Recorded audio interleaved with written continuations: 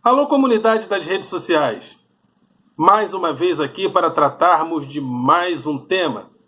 Mas antes de tratarmos do tema de hoje, gostaria de convidar você mais uma vez a se inscrever no nosso canal, a fazer o teu comentário, a dar o seu like e a compartilhar nosso material com outras pessoas. Sobretudo, compartilhe o nosso material com outras pessoas. E quando você se inscrever no canal, verifique se você está realmente inscrito, porque parece que o YouTube está dando bug e às vezes a pessoa se inscreve, mas não fica registrada. Então, se acontecer isso, me avisa ali nos comentários, porque parece que está acontecendo isso. Por exemplo, agora nós estamos com 1.004 inscritos. Se você se inscreve e não dá 1.005, é porque está com algum problema. Então, se houver essa questão de repente estar em 1.006, aí você se inscreve, não dá 1.007, me avisa aqui, porque para eu saber. Mas eu creio que talvez isso não esteja acontecendo, mas o YouTube tem passado por essa problemática aí de bug no seu sistema. Ok? Nosso canal que tem o objetivo de convidar, de convocar a classe dos professores para o debate público. Professores, vamos para o debate público, sim. É importante que a classe dos professores participem do debate público para que nós não sejamos tratados apenas como o chato da greve. Nós somos professores, sobretudo da rede pública, nós somos professores, sim, do ensino básico, da rede pública, do ensino fundamental, da creche até o ensino médio, e nós queremos ter visibilidade, queremos ter voz nesta sociedade. Não vamos ser tratados e não aceitaremos ser tratados apenas como o chato da greve. Então, professores, façam o seu canal, criem aí o seu grupo de Facebook, o seu Instagram. Vamos para o debate público, porque esta ferramenta, que é o YouTube, é uma ferramenta que nós podemos nos utilizar também. Então, você que é professora da creche ao ensino médio, faça o seu canal, ok? E vamos para o debate público. Esse canal também tem o objetivo de combater o pensamento binário nas redes sociais. Aquele pensamento binário que o sistema binário ele faz parte da tecnologia da rede, da tecnologia dos computadores. Mas nós, homens, mulheres, gays, lésbicas e simpatizantes, nós não somos binários. Nós somos seres humanos. Então nós temos que pensar, refletir como seres humanos e fazer aquela famosa pergunta, né, de Hannah Arendt: o que nós estamos fazendo? O que nós estamos fazendo querendo combater o combate a uma pandemia? O que nós estamos fazendo? Porque todos seriam prejudicados se isso acontecer. Precisamos combater a pandemia. Mas precisamos pensar: o que nós estamos fazendo?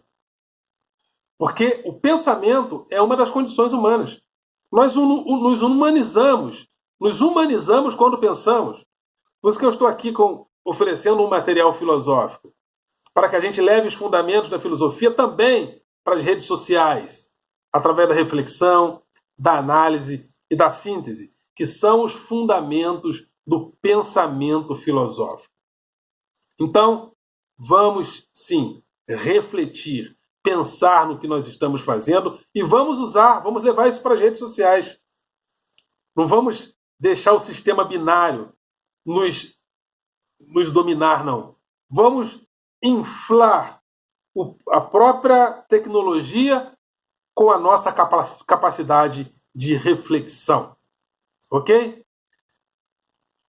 Eli Vasconcelos, no seu livro Crônicas, Poesias e Heresias, vá lá no Google, descubra lá o site da Amazon e solicite esse livro. Crônicas, Poesias e Heresias, de Eli Vasconcelos. Ok? Então, outro pensamento, né? Como eu falei, um dos objetivos deste canal é combater o pensamento binário nas redes sociais e chamar os professores para o debate público. Vamos ao tema de hoje. O tema de hoje é 4 tipos de racismo. 4 tipos de racismo que existem, que eu separei aqui. Eu separei o racismo fenotípico, interpessoal, cultural e político.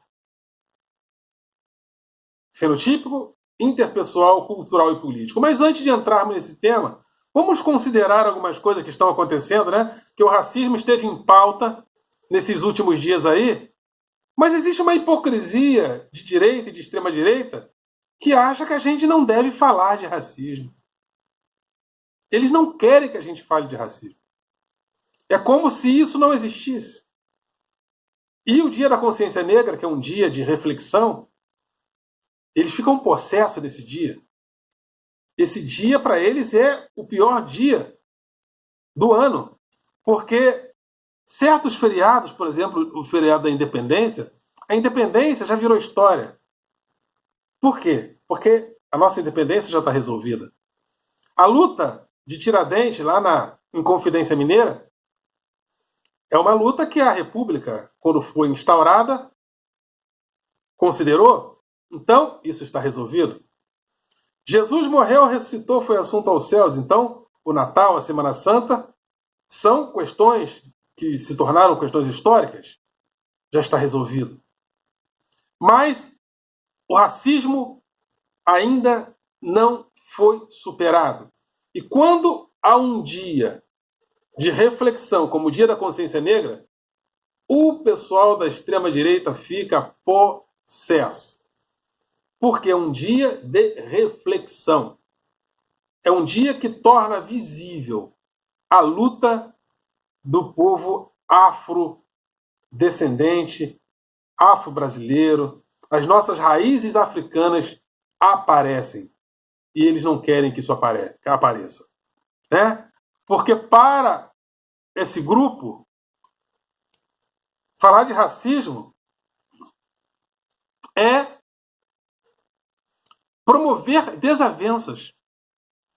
O presidente sempre acha que quando a gente fala de racismo é porque a gente quer importar, a gente está importando uma luta que não é nossa. Ou seja, é promover desavenças no país, é jogar brasileiros contra brasileiros. Quem sempre promoveu desavenças na sua vida? Segundo o livro de MacLuff Carvalho, O Cadete e o Capitão, quem jogou bomba para ferir colegas do exército? Foi o movimento negro? Quem disse, eu sou homofóbico sim, graças a Deus? Foi o movimento negro? Quem disse que era a favor de pau de arara, de tortura? Foi o movimento negro? Quem homenageou o Ustra, que havia sido inclusive condenado por crimes de direitos humanos? Foi o movimento negro? Quem homenageou o Ustra, apesar disso tudo? Em assembleia pública? Foi o movimento negro? Quem fez isso? Quem disse que o Brasil só iria melhorar com uma guerra civil e se morresse alguns inocentes? Mesmo comportamento agora, na Covid-19. Bom, todo mundo morre um dia. Quem? Quem disse que a população teria que ser armada para brigar, para confrontar governadores? Isso não é jogar brasileiros contra brasileiros? Quem disse que o Brasil não melhoraria com o voto, só com guerra civil? Quem disse que tinha que fuzilar uns 30 mil brasileiros para o Brasil melhorar? Isso não é jogar brasileiros contra brasileiros, não? Então, sempre quando o Bolsonaro fala alguma coisa, ele fala como um mecanismo de defesa, que Ford chamava de projeção. Quando você tem um problema que é teu, aí você não quer inconscientemente aceitar aquilo, você diz o quê? É o outro que é assim. Não é você que é assim. É o outro. Então, é assim que ele se comporta, colocando no outro questões que sempre foram dele. Questões que sempre foram dele. Então, cuidado com o mecanismo de defesa. Então, Bolsonaro sempre diz que o Brasil é uma harmonia, né? Uma família brasileira sem nenhum problema, né? Aliás, o vice disse que não há racismo no Brasil. Não, no Brasil não tem racismo. O Brasil é uma verdadeira democracia racial. um país sem problemas nessa área. O Brasil é um país com completa igualdade de gênero, mulheres e homens ganham a mesma coisa, né? As pesquisas dizem que não, mas o presidente diz que sim. No Brasil não há fome, segundo o presidente falou. Antes da pandemia, nos Estados Unidos, tinham mais de 30 milhões de pessoas abaixo da linha da pobreza, mas no Brasil, de Poliana, de Mourão e Bolsonaro, o Brasil não tem fome. Não há fome no Brasil. E é curioso, né? Como eles dizem que o Brasil é uma pátria completamente harmônica. Só que eles querem preservar uma harmonia de um Brasil que continue desigual. Ou seja, o Brasil deve continuar harmonicamente desigual. Cotas, não. As universidades não devem ter negros. Aliás, o Cristóvão Borges, o ex-senador Cristóvão Buarque, uma vez ele trouxe um especialista europeu para visitar as universidades brasileiras. O especialista não entendeu por quê. Ele falou, mas cadê os negros? Eu via os negros na rua, mas eu estou aqui numa universidade, sobretudo pública, e cadê os negros? Essa sociedade de universidades brancas, essa sim, essa tem que ser preservada. Essa sociedade é a sociedade harmônica do Bolsonaro. Essa sociedade onde as coisas devem continuar harmonicamente desiguais. Ou seja, homens ganhando mais que mulheres, sempre fazendo as mesmas funções, negros fora da universidade, uma sociedade desigual, racialmente desigual, mas harmônica. Essa é a harmonia que eles querem preservar, né? E por isso que, se é uma coisa que eu não me arrependo, é de ter brigado e desfeito amizade com alguns bolsominions. Não é uma questão de ódio, é uma questão de ira, porque a ira é diferente do ódio. A ira a gente usa para, inclusive, combater a injustiça. Um policial, quando vai combater um criminoso, ele leva a ira, a indignação, senão ele não consegue combater. E quando a gente combate a injustiça, a gente combate com ira. Jesus, quando expulsou os cambistas do templo, ele estava irado. Então a gente pratica a ira, porque quando esse negócio todo aí for desmascarado, e será, não tem jeito, a história não perdoará, porque depois que a máscara for tirada, eu quero dizer, eu faço questão de dizer, eu briguei contra isso. Eu briguei com pessoas, eu briguei nas redes sociais, eu briguei contra isso. Isso tudo que está acontecendo aí. Porque só há uma coisa de você entender o governo Bolsonaro. Se você tentar entender a perversidade e a maldade que há nas pessoas. Se você não entender a perversidade e a maldade, você não entenderá o governo Bolsonaro, que é um governo de perversidade, de maldade, que só chega ao poder se um povo estiver triste. Nós tivemos várias eleições no Brasil e nela nós vimos, por exemplo, que eram momentos esfuziantes. Eleições de 89, muito tempo que não votávamos. E estava para presidente, né? E estávamos felizes com aquela celebração da democracia. Aí Collor e Lula chegaram no segundo turno, Collor ganhou, mas estávamos felizes. Estávamos felizes quando, celebrando o ideal democrático, quando Fernando Henrique ganhou 2 vezes, 94 e 98. Estávamos felizes, esfuziantes. Estávamos felizes quando Dilma venceu, a primeira mulher, por mais que tenhamos tido problemas, mas estávamos felizes. Mas um governo como Bolsonaro ganhar é porque estamos tristes. decepcionados. O brasileiro está triste, está decepcionado, está magoado. Então votou, de uma certa forma, o voto da vingança.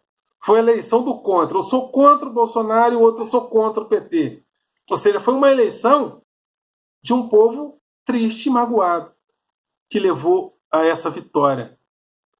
Então, mas quando estamos tristes, quando estamos magoados, quando estamos feridos, talvez as decisões que nós tomemos nesse momento não são as mais felizes para todos. Não são as decisões mais acertadas para todos.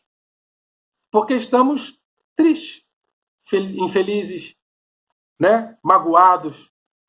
E isso talvez tenha acontecido também, ou seja, aconteceu e nós fizemos esse voto de protesto, mas que, infelizmente, hoje se volta contra nós. Da forma mais trágica possível, porque acho que já passamos de 170 mil mortos no Brasil, e o governo diz o quê? É assim mesmo. Todo mundo morre um dia. Por isso que eu não me arrependo de ter até rompido amizades por causa deste governo. Porque é um governo que quer nos matar. Quer nos matar. As atitudes que eles tomam é para isso. E, diante disso, emerge aquilo que Deleuze e Guattari chamam de desejo. O desejo é diferente do interesse, porque no interesse a gente tem a noção clara do que nós queremos. Mas o desejo é inconsciente. E por que votamos em uma pessoa que diz todas essas barbaridades? Por causa de uma coisa chamada desejo. E muitas das vezes no desejo nós não falamos e nem podemos falar o que realmente queremos. Comportamentos microfascistas que emergem do desejo são problemáticos. Por quê? Porque no desejo um povo pode desejar sua própria opressão. Isso já aconteceu na história. Já celebramos os, entre aspas, pais da nação. Os povos já celebraram os pais da nação, homens perversos que oprimiam o outro através do desejo. O povo mais culto do mundo na época do nazismo desejou um homem, desejou Hitler. As pessoas desejaram Mussolini através do desejo da sua própria opressão. A psicanálise, né, tem sido usada para fazer explicações a respeito disso, sobretudo com Deleuze e Guattari. Então, precisamos ter cada dia mais clareza do que nós estamos fazendo. Por isso que esse canal é importante. Desculpa, né? Como sempre.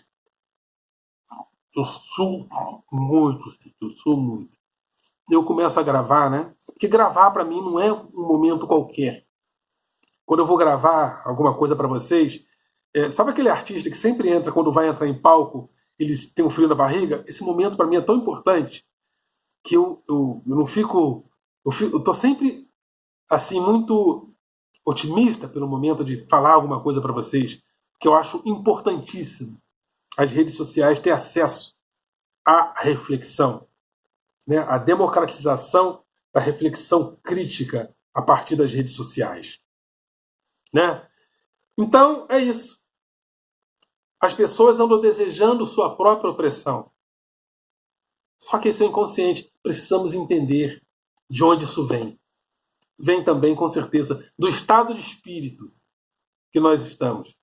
É importante que nós voltemos a estar felizes para a gente fazer melhor escolhas políticas, para que a gente não vote na nossa própria opressão, para que a gente não deseje inconscientemente até a nossa própria opressão. Então vamos falar dos 4 tipos de racismo. Vamos falar de racismo, sim. Eles não querem que a gente fale, mas a gente vai falar, sim. Vai falar. Vamos matá-lo de raiva, assim. né? E não é problema, eles podem ter ira também. A ira é boa. O ódio não. O ódio é destrutivo. O ódio é cheio de ressentimentos. Mas a ira não. A ira é boa. Existe o racismo fenotípico, que é o racismo onde a cor da pele aparece como o cartão de visitas de toda uma tradição racista. Então, quando a pessoa aparece e o seu tom de pele é escuro, aquilo gera uma reação a princípio de desconfiança, por causa do fenótipo desse cartão de visitas, onde a cor de pele, por causa do racismo, simboliza o fracasso, simboliza ser bandido, simboliza dentro do preconceito. Okay? Existe o racismo interpessoal, que é a inimizade com alguém porque ela é negra. Como disse aquela suposta socialite, quando Bruno Galhaço e a ex-mulher dele foram buscar aquela menininha negra na África. Ah, fica todo mundo falando que aquela menina é bonita, cruz, que aquela menina é preta. É assim, o racismo interpessoal. Mas os dois principais racismos são o racismo cultural e o racismo político. Porque existe uma cultura afro-brasileira que quer emergir. Eu não vou negar meu passado. Eu não vou negar o meu passado de ex-escravos. Eu não vou negar que o meu avô trabalhou em regime de semi-escravidão e que ganhava roupas e comida como salário. E se reclamasse, o dono da fazenda matava. Meus familiares por parte de pai, que são de conservatória, que trabalharam em regime de semi-escravidão, eu não vou negar. Então, esse nosso passado afrodescendente, afro-brasileiro quer emergir. E nós não vamos deixar essa nossa tradição morrer.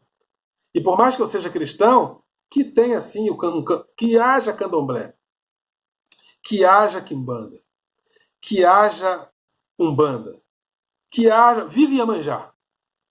Vive Iemanjá. Porque essa tradição precisa estar presente. E o racismo político. E é o racismo político que eles mais odeiam. Por quê? Política é a aparição do lugar público em detrimento do lugar privado. Quando os gregos inventaram a política, inclusive Aristóteles fala disso no seu livro Política, eles separaram o lugar público do lugar privado.